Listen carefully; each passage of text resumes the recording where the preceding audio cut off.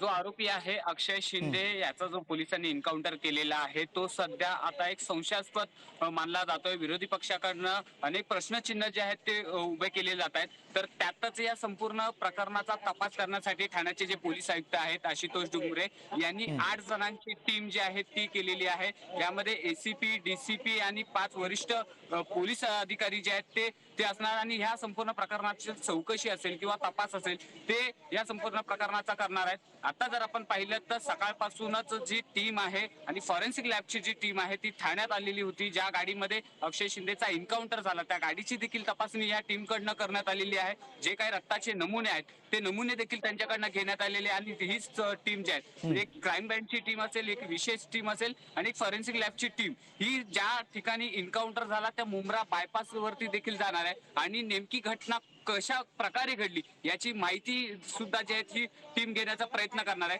त्यामुळे आता हं. येणाऱ्या काळामध्ये तपासामध्ये काय आणखीन पुढे येते ते पाहणं महत्वाचं असणार आहे. बरोबर. हं.